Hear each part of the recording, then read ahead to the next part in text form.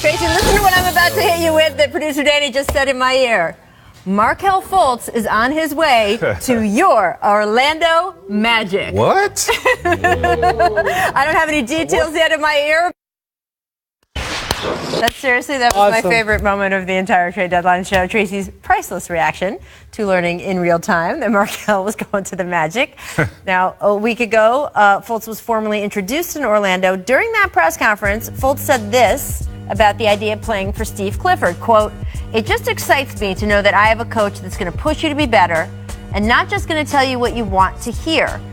Which is kind of amazing because he's sort of ripping on Brett Brown for what? Being nice to him? I don't know. Here's what Brett Brown said in response. He didn't mean that. Okay. He and I spoke back and forth. Like, I think that initially but he didn't mean that. He's a good kid. He's a good young man, and truly, we wish him well. Way to take the high road. I was going to say, so that was classy. I mean, what do you take from this whole exchange? I think Markelle really needs to just let it go. Brett is an unbelievable guy. When I went to San Antonio, I worked with him every day to get myself in shape from sitting on the couch for 2 months and being back from China. But just let it go. Concentrate on what's in front of you, and that's getting back healthy and having a fresh start, and let's see what you do in the Magic uniform. I think Steve Clifford would be good for him. But yeah, let that go, man. Let Philly go. Yeah, I don't exactly know what Markelle was talking about there, but I know that he's not really in position right now to talk any trash about anything. And I know maybe he's injured and all this stuff, but he's got to do some playing before he can really say anything about what happened in Philadelphia. Not even just playing well, just some. Yeah, and frankly, the Magic, by the way, are on a winning streak. They are in absolute contention for the 8th playoff spot. They could use him, frankly. I don't know if he's going to play or not. They're in contention for the 7th seed while we're at it. So the Magic, this is business right now. This is, he is not just messing around. So let's not focus on the past and see what you can do in Orlando. Look, I think everyone in the NBA would like to see this young man succeed. I know there's some feeling, people are ripping on him. You talk to other players around the NBA, you talk to executives. Everyone wants to see the story end up right because you just feel so bad for him about how things have gone. But on the flip side, as you say, Tracy, I cannot say enough good things about Brett Brown. There is not another coach I can think of that would have shepherded those guys through the process. Do you know how easy it would have been for players to get resentful, for guys to get, just the whole thing could have blown up with that kind of losing, and he kept the entire ship afloat the whole time. He managed and shepherded Joel Embiid through all of his injuries and sort of his frustrations. I don't know, man. That's not the person I would be taking my frustrations out on, and I hope, as you say, everybody can move forward after this. Coming up, how big of a deal is it for Boogie to be entering a different phase of his recovery? The minute restriction's about to be off. I'm scared. First, though, here's another distant replay. This one from 2001. Little Starbury action for you. Whoa. What about his shoe? Marbury. Never seen a tear. That was real crowd noise, folks. Oh, my goodness. And then the steal by Marbury. And this is McGrady-esque point scoring. Wow. Okay, That's an all-star, folks. Steph living the life over there in China. Shout out to the Meadowlands Arena. Alvin Williams, John. That was not a good place to play basketball. To make his Blazers debut tonight, said it came down to the Lakers or the Blazers as his last two teams. Did Ennis make the right choice, T-Mac?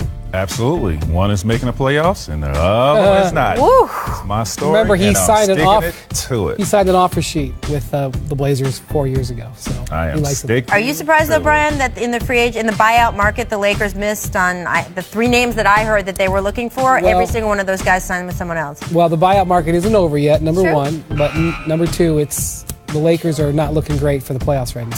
Tracy's right. Gordon Hayward, hurt? Spraining his right ankle in a workout on Tuesday. Got to note, that is not the same ankle he had surgically repaired last season. Brad Stevens said the sprain was not a long-term thing, but Brian, I always worry about these compensation injuries. Yeah, you're always concerned about a leg issue with him. Honestly, I'm worried about Joel Embiid's knee, which got shut down yesterday. This is ultimately an ankle injury. Hopefully he'll be back soon. But we lose tonight's game.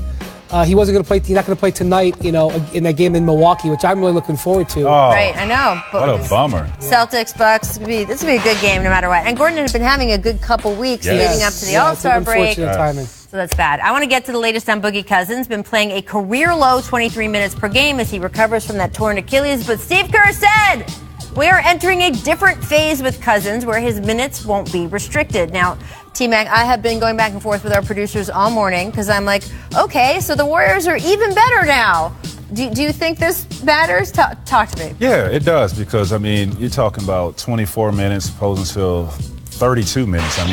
That's a big increase. I'm not sure, if it'll be 32 minutes. I'm thinking it'll be in the 30s, but they're making a push. He's going to have to be in great game shape, playoff mode, because they're going to have a long season. And Boogie has not been in this type of extended season, and he has to get ready for this. I think he's blown me away with how well he's played. That said, I still think he's a matchup in the playoffs. He's for matchups. I don't think this is going to be their best lineup. And the stats show that, frankly, their lineup with Cousins, look at that net efficiency. So this is on the left is the Hamptons 5 lineup. Thank you, Tim Kawakami. Their lineup that is most devastating was and is, and my suspicion is will be, the Hamptons 5. Cousins is a matchup lineup. You look at those numbers right there. If you're another team, you're saying, go ahead and play Cousins more minutes.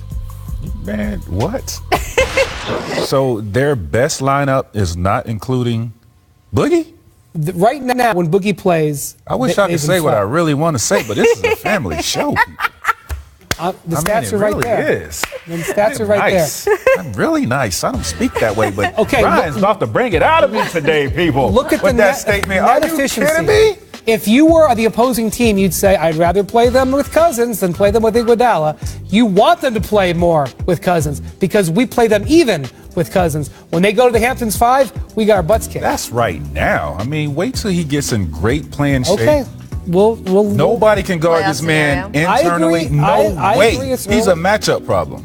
And in certain matchups, I think he's devastating. In all matchups. Okay. You know who won this? You know who won this conversation? Producer Danny and Producer Steve, because I didn't think it'd be much conversation, and look at them. Our League Pass game of the night is Kings-Warriors. The Kings chasing a playoff berth for the first time since 2006. Here is what Buddy Hield said about how confident he is in the Kings making the playoffs. Take a listen.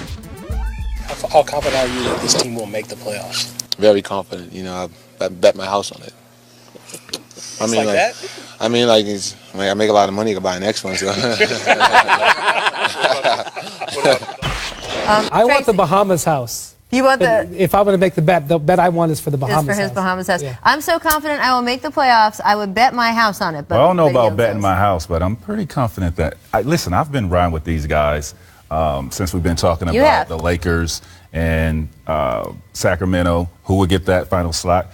I'm rolling with Sacramento. So I'm rolling with Buddy. I'm not selling my house, though. I'm not that damn confident. You and I agree on this one, Trace. I talked to a whole bunch of Kings last week that were in Charlotte. They are very confident. They think they're making it. They're going for 7, too. They're not going for 8. Vlade Divac, remember? You said this was a young super team. We got a really juicy episode of Tank Wars tonight. Oh, yes. Oh, look at that new animation. That is beautiful. Nice work.